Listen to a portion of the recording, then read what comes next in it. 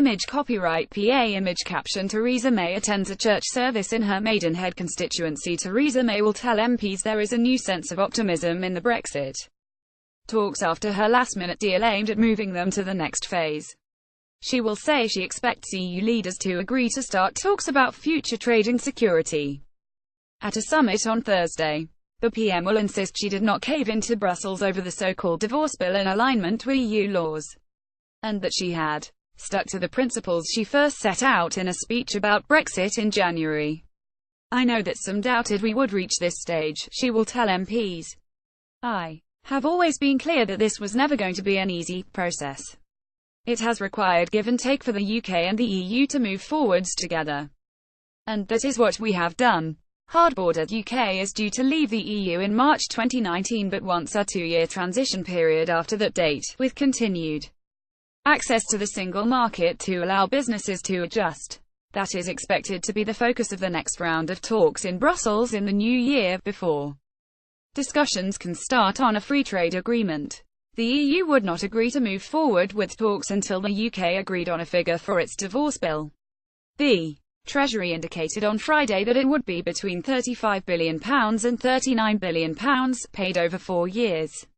The sticking point on the Irish border was also addressed, with both sides vowing to prevent the return of a hard border. Media playback is unsupported on your device. Media caption David Davis no deal means we won't be paying the money, but a clause inserted at the insistence on Irish government says the UK would have full regulatory alignment with the EU in some areas if it leaves the EU without a deal. Some have interpreted this as a victory for a soft Brexit that would see the UK continue to be closely aligned with the EU single market and customs union but unable to strike its own trade deals. Brexit Secretary David Davis said the chances of the UK exiting without a deal had dropped dramatically following Friday's statement. Canada plus, but, he said, if the UK did leave without a deal, the agreement on the border was not legally enforceable and Britain would not pay any money to the EU. He stressed that the UK was committed to a frictionless and invisible Irish border and it would find a way to keep that in the event of a no-deal Brexit. He said he wanted an overarching free trade deal without tariff barriers, which he described as Canada plus, a reference to the free trade deal struck between Canada and the EU, but unlike the Canada deal, he wants financial services to be included in the tariff-free area, he told the BBC's Andrew Marr. Few Conservative Brexiteers have openly criticised the Prime Minister's deal, although the former Brexit Minister David Jones suggested it needed to be refined and that the divorce bill could be far higher than £39 billion. But veteran and Europhile Ken Clarke said the PM would still need to face down the 40 or 50 critics on her own benches, who were very excited about the so-called hard Brexit thing.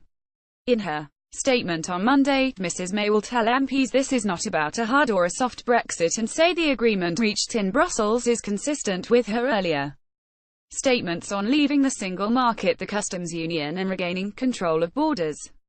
The Scottish National Party is urging a cross-party push to keep the UK and EU single market and customs union, something backed by the Lib Dems. But Labour has ruled this out, saying it wants a post-Brexit partnership with the EU that retains the benefits of the single market and the customs union. Labour's new position image caption Labour's Sir Keir Starmer suggested the UK could pay for single market access. Analysis by the BBC's Ian Watson. The EU has asked for more clarity from the UK on what it wants from trade talks. But today it was the opposition who gave more details than ever before. So far Labour has said, if in power, it would stay in the single market and customs union in a transition period. But now the shadow Brexit secretary has talked about the benefits of staying in alignment with the EU in the longer term. And he has even suggested he'd be willing to pay for the type of single market access that Norway enjoys. Shadow Foreign Secretary Emily Thornberry has raised the possibility of staying in a form of customs union that might restrict the ability to do global trade deals, but as she puts it, she doesn't want to kibosh trade with the EU. For the Conservatives in the short term it's a political gift. They can portray Labour as rule takers who are prepared to pay far more to Brussels than their divorce settlement. But it's more likely a sign that creative ambiguity across the political spectrum could be unsustainable when serious trade talks begin.